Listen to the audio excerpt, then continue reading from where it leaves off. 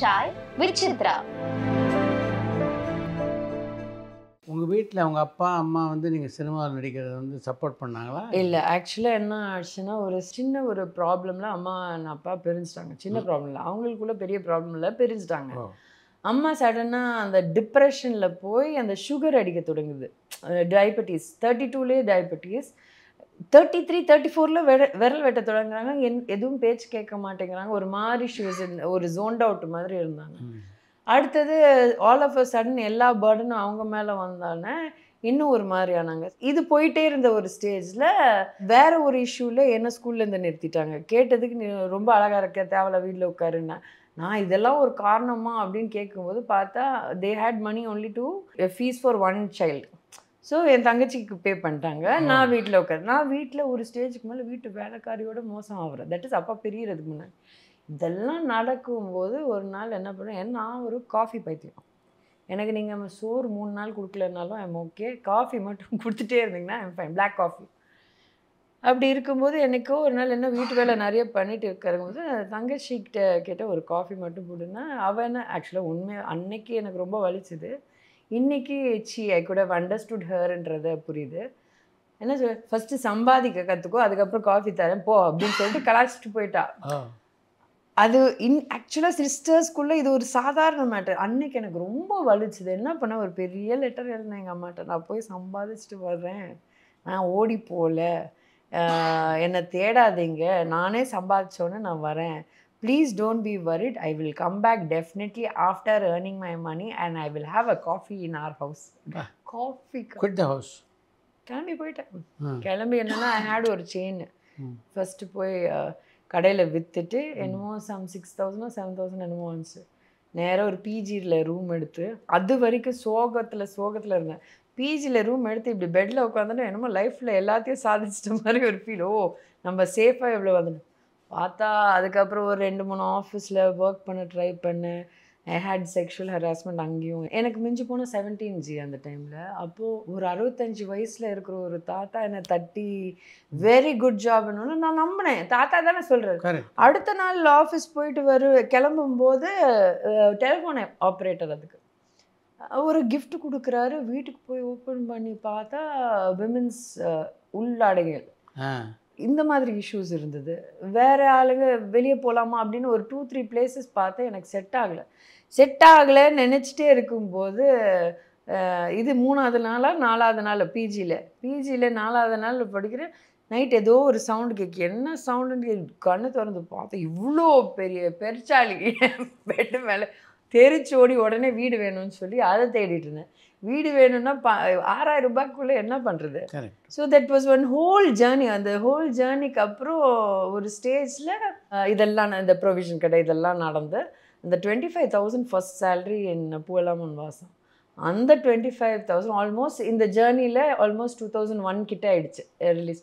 அந்த டைமில் எங்கள் அம்மாவுக்கு ஃபோன் பண்ணி, அம்மா சம்பாதிச்சிட்டேம்மா, என்ன பார்க்குறீங்க, என்ன காஃபி வாங்கிட்டீங்களா? காஃபி.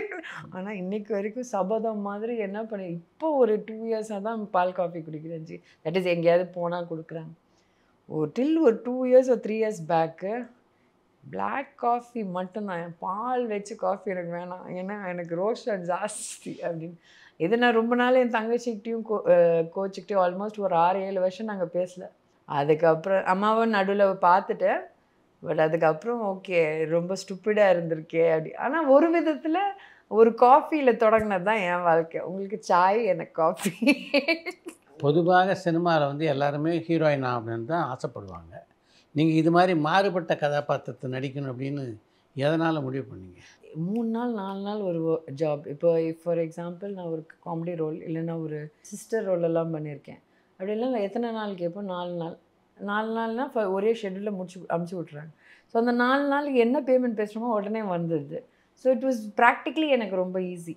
ஸோ அதனால் எடுத்தது. அப்புறம் நான் நிதானிச்சுட்டு ஓகே நம்ம இனிமேல் ப்ராப்பராக பிளான் போட்டு இந்த ரோல்ஸ் எல்லாம் எடுக்கலாம்னா அதுக்குள்ளே நான் பிராண்ட் ஆகிட்டேன். யாரும் அதுக்கப்புறம் வேலை நான் நினைக்கிறத கொடுக்கல. நீங்கள் முதலாக கவர்ச்சி நடிகையாக நடித்து அந்த பேர் உங்களுக்கு வாங்கி கொடுத்த படம் எது? உங்கள் பாதையை மாற்றினது யார்? எனக்கு தெரிஞ்ச 10 தான். அதான். ஏன்னா நம்ம சின்ன சின்ன விஷயம் ஏதாவது பண்ணுறோம், ஏதாவது படத்தில் எதுவும் இவ்வளோ நாய்ஸ் க்ரியேட் பண்ணலாம். அந்த படம் என்ன ஆயிடுச்சு, அந்த டைமில் குருவி வேறு ஓடிட்டு இருந்துச்சு ஜி. அடுத்த நாள் ரிலீஸ் ஆகி அடுத்த நாள் பார்க்குறோம், குருவி இவ்வளோ பெரிய போஸ்டர் பக்கத்தில் என் போஸ்டர் 10 எனக்கு எப்படி இருக்கும், என் தலைவர் அங்கே ஃபோட்டோ எடுக்கும்போது அதில் சந்தோஷப்படவா அளவான்னு தெரியாமல். அது இங்கே மட்டும் ஹிட் இல்லை, மலையாளத்தில் ஹிட்டு, தெலுங்கில் ஹிட்டு, அந்த யூடியூப் ஏதோ என்ன பண்ணி நார்த் இந்தியாவில் ஹிட்டு, எங்கே போனாலும் ஹிட்டு. ஏன்டா ஒரே ஒரு சீன் ஏன்டா அப்படின்னு. But then no complaints. வேறு என்ன சொல்கிறது, புலம்ப தான் முடியும் தனியாக. இந்த சினிமா உலகத்தில் நீங்கள் சந்தித்ததில் மிக மோசமான அனுபவம்னா எதை சொல்லலாம்? நம்பிக்கை துரோகஞ்சி. நம்பிக்கை இந்த சென்ஸ் அது உலகத்தில் எல்லா இடத்துலையும் இருக்குது. இங்கே ஏன் நான் இதை இவ்வளோ, எனக்கு சினிமா என் ஃபேமிலி. இப்போ நான் நான் சில விஷயம்லாம் ஓப்பனாக பேசும்போது கூட நான் இப்போவும் திருப்பி ஸ்ட்ரெஸ் பண்ணுறது, 95% of the people in the film industry are beautiful human beings. பாதுகாப்பாங்க. They will take care of you like their own family. நம்ம சினிமாவா வாமான்றது தான். அந்த 5%னால இவ்வளோ பேருக்கு இப்போ என்ன இன்க்ளூடிங் நிறைய பேர் சினிமாவை கழுவி ஊற்றுற காரணமாயிடுச்சே அப்படின்றது தான் அந்த ஃபீலிங்கை. தவிர அட் த சேம் டைம் இன்றைக்கி நான் இங்கே உட்காந்துருக்கேனோ இல்லை என் ட்ராவல் இவ்வளோ தூரம் வந்திருக்கேனோ without cinema I am nothing. So அதுவும் இருக்குது. அந்த நான் ஈஸியாக நம்ப மாட்டேன் பிகாஸ் ஆஃப் எப்படி சொல்கிறது, என்னுடைய பாதனால. ஆனால் கரெக்டாக தேர்ந்தெடுத்து நம்புவோம் பாருங்களேன், அவங்க தான் நம்மளுக்கு ஆப் கொடுக்கும்போது தான் கஷ்டமாக இருக்குது. அப்போ தான் கஷ்டமாக இருக்குது. இந்த அவ்வளோ நம்புறதே இல்லை, நீ நம்பி இப்படி பண்ணிட்டீங்களே அப்படின்றது தான். பட் எனக்கு தெரிஞ்சு நம்பிக்கை துரோகம்ன்றது வெளியும் இருக்குது இந்த இண்டஸ்ட்ரியில். பிகாஸ் சினிமா இஸ் அ மாயா, அது வெளியே எல்லாருக்கும் தெரியுது, அவ்வளோதான். ஆனால் எல்லா இடத்துலையும் இருக்கிற ஒரு விஷயம் தான். உங்களுடைய ஃபஸ்ட்டு செக்ஷுவல் ஹராஸ்மெண்ட்டை எப்படி யூ ஃபேஸ் இட்? 5-6 டைம்ஸ் எனக்கு அந்த மாதிரி இஷ்யூஸ் நடந்தது. தொடுறதுக்கு முன்னாடி இல்லைன்னா அப்ரோச் பண்ணும்போது அந்த ரூமில் லாக் பண்ணுவாங்க தெரியுமா, அவுட்டோர் போகும்போது எத்தனை இடத்துலேருந்து நானும் என் அசிஸ்டன்ட் தெரிச்சு ஓடி இருக்கோம் தெரியுமா. கேரளாவில் ஒரு ஹைவேல இந்த பைபாஸ்ன்றாங்களே, ஒரு பைபாஸில் ஒரு லாட்ஜில் ஃபுல் லாட்ஜில் போட்டிருக்காங்க. ராத்திரி 2 மணிக்கு பைப்பை பிடிச்சி நானும் அந்த பையனும் இறங்கி குதிச்சு ரோட்டில் போகிற ஒரு பஸ்ஸை 45 மினிட்ஸ் நடந்து அதுக்கப்புறம் ஒரு ரோட்டில் போகிற பஸ்ஸை பிடிச்சி சென்னைக்கு கோயம்புத்தூரில் ரீச் ஆகி இங்கே வந்தோம். அந்த மாதிரி நடக்க போகுதுன்னு ஊகிச்சுட்டு லாக் பண்ணிட்டாங்க ஜி. லாக் பண்ணி கம்ப்ளீட்டாக இங்கேயும் அங்கேயும் எப்படின்னா கதை தட்டுறது திறக்கலைன்னா ஃபஸ்ட்டு என்னன்னு கேட்டோன்னே இந்த விஷயம் தெரிஞ்சோன்னே அவன் வலியிறையும் நம்மளுக்கு தெரியும். ஒரு 1/2 hour இருங்க அப்படின்றது. ஏன்னா 1/2 hour இருங்கன்னு சொன்னால் தான் எனக்கு டைம் இருக்குது ப்ரிப்பேர் பண்ணுறது. யூஸ்வலாக இது வரைக்கும் நான் அவுட்டோர் போய் ஷூட் பண்ணேன், நான் எப்போவுமே அசிஸ்டன்ட் ரூமில் தான் வச்சுருப்பேன். யார் என்ன வேணாலும் சொல்லிட்டேன், ஏன் சேஃப்டி எனக்கு நிம்மதியாக எடுத்துக்கணுன்னா மை அசிஸ்டன்ட் என் கூட ஆல்மோஸ்ட் 20 வருஷம் இருக்கிற ஒரு பையன்.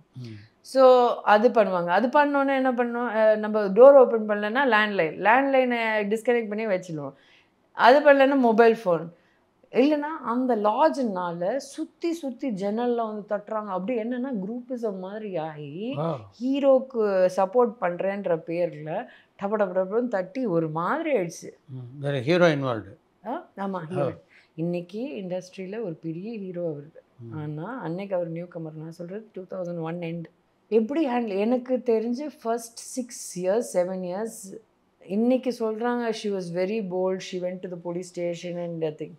ஆனால் ஃபஸ்ட் 9 years எவ்ரி ப்ராஜெக்ட் நான் அட்லீஸ்ட் ஒரு 25 ப்ராஜெக்ட்லேருந்து ஓடி இருக்கேன். ஏன்னா எனக்கு எப்படி சொல்கிறது தெரியல. இப்போ ஒன்று இங்கே ஒரு XYZ இருக்காருன்னா ஒன்று அவரை திட்டணும், இல்லைன்னா ஓகே சொல்லணும், இல்லைன்னா ஓடணும்.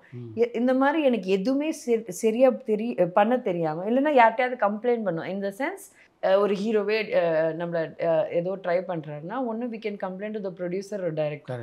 அது பண்ணுறதுக்கும் எனக்கு பயம். ஏன்னா இவங்களுக்குள்ள கனெக்ஷன் இருக்குமோ, ஓவர் இமேஜினேஷன். ஸோ அதில் என்னென்னா எதுக்கு யாரையும் நோண்டிட்டு நம்ம ஓடுறது தான் வேலை. அதுக்கப்புறம் லைஃப்பை கொஞ்சம் பார்த்து எக்ஸ்பீரியன்ஸ் ஆன பிறகு அதுக்கப்புறம் நான் யோசிக்க தொடங்கி எவ்வளோ நாள் ஓடுறது, கரெக்ட் போதும் அப்படின்னோன்னு தான் ஐ சேஞ்ச் மை மெத்தட்ஸ். அந்த சேஞ்ச் மை மெத்தட்ஸில் அது ஒரு அந்த கான்ட்ரவர்சி ஆச்சு. அதை தவிர என்ன பண்ணேன், கெட்ட ஹேபிட்ஸ் அவங்கலேருந்து தான் கற்றுக்கிட்டேன். இந்த கெட்ட ஹேபிட்ஸில் நான் ஒரு பர்டிகுலர் ப்ராஜெக்டில், மலையாளம் ப்ராஜெக்ட், இந்த டைரக்டர் வாஸ் ஆக்சுவலி வெரி எப்படி சொல்கிறது, என்கிட்ட நார்மலாக தான் பழகினார். இந்த மாதிரி நல்லா இருக்கியாமா, சாப்பிட்டியாமா, இந்த மாதிரி எல்லாம் பேசுவார். என்கிட்ட ஒரு சைன் கூட காமிக்கல ஜி. ஆனால் நான் டெய்லி ஷூட்டிங் வரும்போது கூட இருக்கிற ஆர்டிஸ்டோடைய பிஹேவியர் டிஃப்ரெண்ட்டாக இருந்துச்சு. எனக்கு ரொம்ப நாள் புரியல, ஆல்மோஸ்ட் 5-6 days புரியல. 7th டே தான் எனக்கு தெரியுது. அந்த அந்த டைரக்டர் கேம் சே, ஏம்மா நான் நேற்று நைட் அடித்தேன், ஏம்மா ஃபோன் எடுக்கல அப்படின்னு. Sir I was talking to my boy friend sir. நீ டெய்லி ஒரு கதை சொல்கிறது, ஏன்னா I don't want to encourage him சொல்லிவிட்டு இப்படி போகிறாரு. நான் ஒரு கெட்ட வார்த்தையில் திட்டுறேன், அப்படின்ற மாதிரி திட்டுறேன். பக்கத்தில் இருக்கிற ஒரு ஆட்டை சிரிச்சிட்டார். சிரிச்சிட்டு, அப்போ உங்களுக்கு இன்ட்ரெஸ்ட் இல்லையா? நான் சொன்னேன், வாட் யூ மீன் அப்படின்னேன். இல்லை, டெய்லி எங்களெல்லாம் ஒரு ஜென்ஸ் ஆர்டிஸ்ட் இருக்காங்களே, எஸ்பெஷலி 1-2 நியூ கமர்ஸ், ஆனால் பணக்கார பசங்க அவங்களெல்லாம் குரூப்பாக ரூமுக்கு கூப்பிட்றது. ஒருத்தர் shirt iron my shirt, one iron my pant, இன்னொருத்தர் அயன் மை அண்டர்வேர் அப்படின்னு பண்ணிவிட்டு, ஒருத்தர் go by spray and come. சட்டி வரைக்கும் ஸ்ப்ரே அடிச்சு கேட்டால், சோனா எனி டைம் ஃபோன் பண்ணுவாடா போ. டெய்லி இந்த பில்டப் கொடுத்துருக்காரு சார். அதுக்கப்புறம் தான் எனக்கு தெரியும், அடாப்ப அப்போ இவங்க என்ன, ஏன் இவங்க பிஹேவியர் இப்படி இருந்துச்சுன்னா, டெய்லி இவங்க என்ன நினச்சிட்டு இருக்காங்க, டெய்லி அவர் எங்க கூட ரூமில் இருக்காரு. நான் அந்த அந்த எப்படி சொல்கிறேன், அந்த ஸ்பர் ஆஃப் த மூமெண்ட் அவர் போனோன்னா திட்டினதுனால கண்டுபிடிச்சிட்டாங்க. ஆக்சுவலாக எனக்கு இன்ட்ரெஸ்ட் இல்லை. அப்போ நான் அன்றைக்கி திட்டலைன்னா இந்த குரூப் எல்லாம் என்ன நினச்சிருக்கோம், ஓகே. ஸோ இந்த மாதிரியெல்லாம் நடந்து என்னென்னமோ நடந்து காமெடியாக இருக்கும். But that's how I handle mostly எப்போவுமே ஓடுறது. ஒரு ஸ்டேஜுக்கு மேலே தான் பயந்தா வாழ முடியாதுன்னு ஒரு தோணுச்சு. I also have to change my life அப்படின்னு சொல்லிட்டு தான் பண்ணேன். 90% problems come from production and directors side தான். 90% ப்ரொடியூசர்ஸ் அண்ட் டைரக்டர்ஸ். ஹீரோஸ் எல்லாம் எப்படின்னா, இன்னைக்கு இல்லை அன்னைக்கே எனக்கு தெரிஞ்சது குவைட் மாடர்ன். என்னன்னா, மேன் அப்ரோச்சிங் உமன் இஸ் தப்பே கிடையாது. That is human nature. ஆனால் அந்த ஆப்போசிட் சைடில் வேண்டான்னு சொல்லும்போது விடுறது தான் ப்ராப்ளம். ஸோ அந்த மாதிரி விஷயம் பிகினிங்லேருந்து இது வரைக்கும் from heroes you will never have that problem, except for ஒரு 5%. நான் இப்போ சொன்னது இல்லைமா ஒரு மலையாள கேஸ். ஏன் அந்த kind of people are desperate, நான் என்னுடைய செல்ஃப் அனாலிசிஸ் நான் தப்பாக கூட இருக்கலாம். இவங்கெல்லாம் இந்த ஹீரோ ரேஞ்ச் எல்லாம் அந்த டைமில் from between 25 to 35. So they approach, the not interest, no problem, friends ஆகிடுவோம், எல்லாம் ஃப்ரெண்ட்ஸ். இங்கே மலையாள இண்டஸ்ட்ரியில் ஹீரோ உள்ளே என்ட்ரு ஆகும்போதே 45+. ஸோ அவர் மேபி ஐ டோன்ட் நோ, அந்த மைண்ட் திங்கிங்லேருந்து எல்லாமே டிஃப்ரெண்ட். ஸோ அப்படி கூட இருக்கலாம். எல்லாருக்கும் இண்டஸ்ட்ரியில் தெரியும் ஒரு பர்டிகுலர் காலில் ஒன்று கெஞ்சான் அப்படி அந்த ரேஞ்சுக்கு. நான் இது ரொம்ப வருஷமாக என்ன நினச்சிட்டு இருந்தேன், எனக்கு தான் இப்படி ஆச்சுன்னு.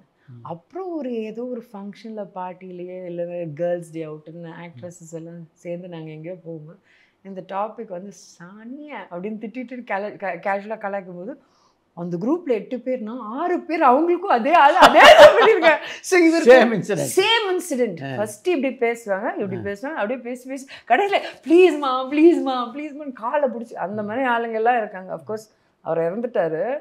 பட் அந்த மாதிரி தான் பண்ணுறாங்க. பட் ரொம்ப அன்டீசெண்டாக பயந்து தெரிச்சு ஓடுற மாதிரி நம்ம தமிழ் ஆளுங்க நடந்துக்கிட்டதே இல்லை. இருக்காங்க. நான் என்ன தெரியுமா, proper professional directors or producers என்றைக்குமே இந்த அளவுக்கு கீழ்த்தரமாக நடந்துக்க மாட்டாங்க. இந்த சோ கால் நியூ ப்ரொடியூசர்ஸ் ஊர்லேருந்து வராங்களே, அவங்க இன்டென்ஷன் என்னென்னா, ஒரு கொஞ்சம் பணம் எடுத்துகிட்டு வந்தோன்னா படம் ப்ராப்பராக எடுத்து பிஸ்னஸ் பண்ணுறோமோ இல்லையோ பொண்ணுங்க கூட வச்சுக்கலாம் சகவாசம். அந்த திங்கிங்கில் உங்களுக்கு தெரியும்ல, சர்டன் செக்ஷன் ஆஃப் பீப்புள் அந்த மாதிரி இருக்காங்க. அங்கே உங்கள்கிட்ட தான் அந்த மாதிரி ப்ராப்ளம் வருது. எனக்கு அது கிளியராக தெரிஞ்சிச்சுன்னா மூஞ்சி காமிச்சிடுவேன். தட் இஸ் குட் மார்னிங்னு பேசுவேன், குட் மார்னிங் அப்படின்னு சொல்லிட்டு இவ்வளோ தான் வச்சுப்பேன். ஏன்னா அப்போ நீ என்ன கீழ்த்தனமான ஒரு புத்தினா, நீ விமனை அப்படி மட்டும்தான் பார்க்குறியா? ஸோ உனக்கு உன் காசு பணம் நீ வந்து செலவு பண்ணுறது கூட உனக்கு முக்கியம் இல்லை. நீ கஷ்டப்பட்டு தானே சம்பாதிச்ச காசு, உனக்கு மட்டும் சும்மா வரல. அந்த காசை நீ அப்படி தூக்கி போடுறதுக்கு ரெடி. ஏன்னா இங்கே வாங்கிடலாம் எல்லாரும் நினைக்கும் போது I think that is the most cheapest attitude towards women. So அதனால் வச்சுக்க மாட்டேன். நான் அது பண்ணுவேன்னா, ஒரு ஸ்டேஜில் ஐ வாஸ் ஸ்மோக்கிங் எல்லாம் என்ன பண்ணுவேன், வேணும்னு நம்ம டைரக்டர்ஸ் எப்படி மதிப்போன்னு உங்களுக்கே தெரியும், ப்ரொடியூசர்ஸ் எப்படி மதிப்போன்னு தெரியும். இந்த மாதிரி ஆளுங்களாம் வேணும்னு இங்கே இருக்காருன்னு வைங்களேன், நானே இங்கே இந்த டிஸ்டன்ஸில் போயிட்டு இங்கே பற்ற வச்சு நோதிட்டு இப்படி போவோம். நான் நீ அவ்வளோதான் பயப்படுவாங்க. நான் பயந்துட்டு இன்னொன்று என்னென்னா, நல்ல ஒரு டைப் வச்சுருக்கேன் என் அசிஸ்டன்ட் பையன் கூட. ஐ டோல்ட் யூ வெரி இல்லை, ஒருத்தன் ஏதாவது ரொம்ப ஒரு மாதிரியாக பார்க்குறான் இல்லைன்னா அப்ரோச் பண்ண போகிறேன்னா, இஸ் நேம் இஸ் மகி சம்மந்தமே இல்லாமல் உனக்கு திட்டுவேன், அறிவு தான், கண்ணை எங்கே வச்சுருக்கேன், பைத்தியக்காரனா, இப்படிலாம் திட்டலாம். இந்த டெக்னிக் தான் நான் யூஸ் பண்ணிகிட்டு இருந்தேன். அப்போ என்ன வரும், அவன் வருவோம் அப்படியே யூட்டர்ன் வச்சு மெதுவாக போயிடுவாங்க. என்னென்னா பயப்படுவாங்க தட் பப்ளிக்காக நம்ம ஏதாவது சொல்லிடுவோன்னு. ஸோ அதுதான் பண்ணும் ஜி. அதில் தான் பாதி ரவுடி ஆகிட்டேன். இல்லைன்னா நான் உண்மையாக பாவம் தான். இப்படி சர்வைவலுக்காக என்னை காப்பாற்றிக்கிறதுக்காக பண்ணுற கொஞ்சம் விஷயம் அதில் ஒரு 80% ஒர்க் அவுட் ஆச்சு. 20% எனக்கே பேக் ஃபயர் ஆகிடுச்சு. எதுக்கு இவ்வளோ பேசுகிறேன், எதுக்கு தண்ணி அடிக்கிற, தம் அடிக்கிற, ஏன் இப்படி போய் எப்படி ஆயிடுச்சுன்னா ஒரு ஸ்டேஜில் கான்ட்ரவர்சி குவீன்ன்ற மாதிரி ஆயிடுச்சு. இவள்கிட்ட போனால் எல்லாருமே பஞ்சாயத்து அப்படி ஆயிடுச்சு. ஸோ மேபி அது கொஞ்சம் பேலன்ஸ் பண்ணியிருக்கலாம். இது மாதிரி பலர் உங்களை அப்ரோச் பண்ணதுக்கு முக்கியமான காரணம் நீங்கள் கவர்ச்சி நடிகையாக இருந்தது தான் அப்படின்னு நினைக்கிறீங்களா? 2 விஷயம். ஒன்று கலர், அழகு, கிளாமர் இருக்கிறது டெஃபினட்டாக இருக்குது. என் சைடில் தப்பாக இருக்கிறதுக்கு வாய்ப்பு இருக்கிற விஷயம் என்னென்னா, முதல்ல எங்கே மது பழக்கம் ஆரம்பிச்சது? தெலுங்குல தான் ஃபர்ஸ்ட் கிளாமர் சாங் பண்ணேன். ஆக்சுவலாக இந்தியோட பிரகாஷ் ராஜ் கூட அங்கே பண்ணேன். எனக்கு ஒரு மாதிரி நான் பண்ணுறதே ரொம்ப டர்ட்டியாக ஃபீல் பண்ணி பண்ணேன். எங்கே உங்களுக்கும் வெங்கட் பிரபு இந்த நண்பர்களோட பழக்கம்? ப்ரொடக்ஷன் ஸ்டார்ட் பண்ணும்போது என்னென்னா, ஐ ஹெட் ஸ்போக்கன் டு எனக்கு யாராவது நல்ல கதை இருந்தால் சொல்லுங்க அப்படின்னு சொல்லும்போது என்ன ஆயிடுச்சு, பரபரப்பான சினிமா செய்திகள், நட்சத்திரங்களின் பேட்டிகள், சினிமா வரலாறு ஆகியவற்றை பார்க்கவும் படிக்கவும் உங்களுக்கான இணையதளம் tourantalkies.co.